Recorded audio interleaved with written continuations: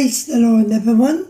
Today is July 23, 2026 as I share my video journal for today. For today, we are talking about the giving ministry. So, what is the giving ministry of giving? Giving ministry is a biblical practice of supporting God's work, helping others, and honoring the Lord through generous and willing to give. So here are giving levels that we are considering part of the giving ministry. Number one is giving is an act of worship. So as we read in the Bible, Proverbs chapter 3 verse 9, and the Bible said, "Honor the Lord with thy substance and with the first fruits of all thine increase." Amen. And then the second one is, giving should be cheerful.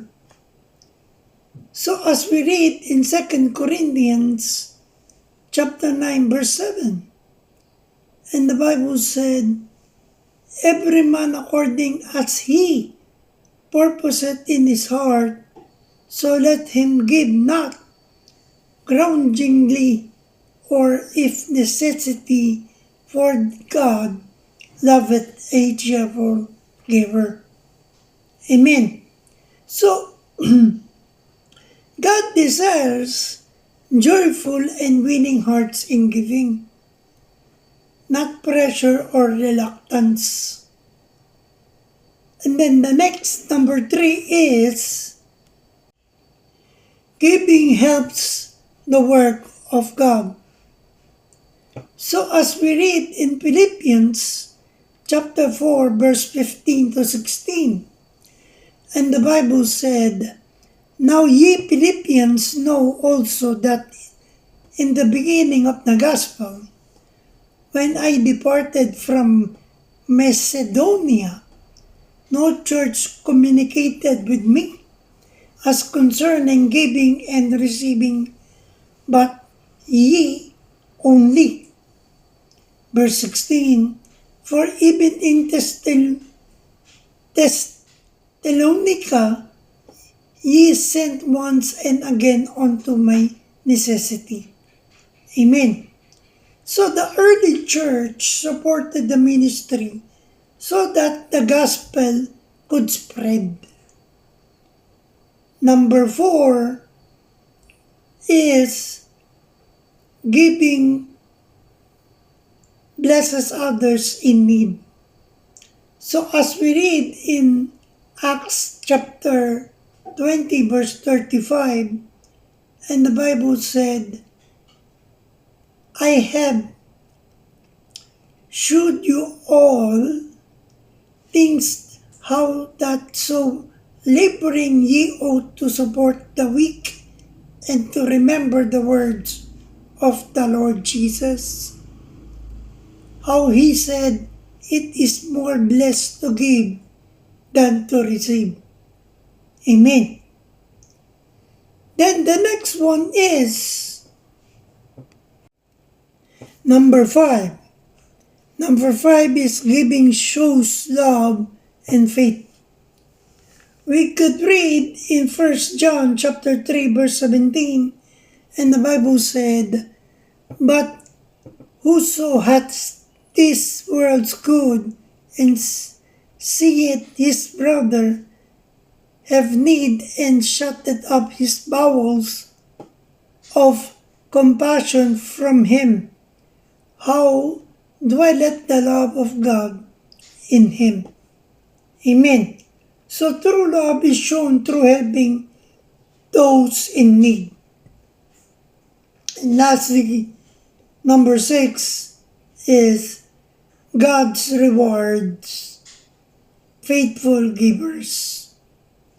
So as we read in Luke chapter 6 verse 38, and the Bible said, "Give, and it shall be given unto you, good measure pressed down and shaken together, and running over, shall men give into your bosom, for with the same measure that ye mete withal, it shall be measured to you again."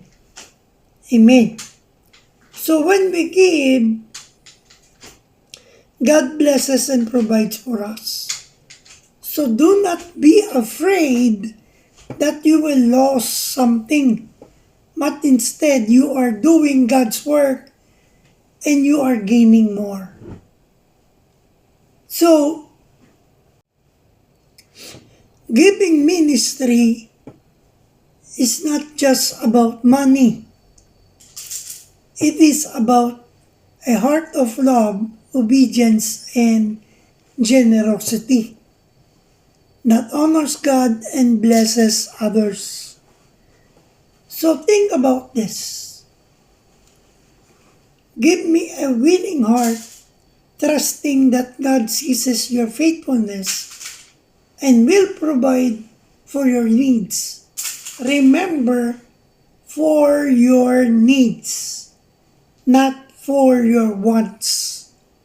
There's a difference. So, God is gonna give and provide the needs. So give with joy, live for God, and bless others. So I hope I have inspired you with this video journal of mine. Remember, we are on a mission. Keep the fire burning, for we live to serve God. Stay safe, and God bless everyone. Good morning.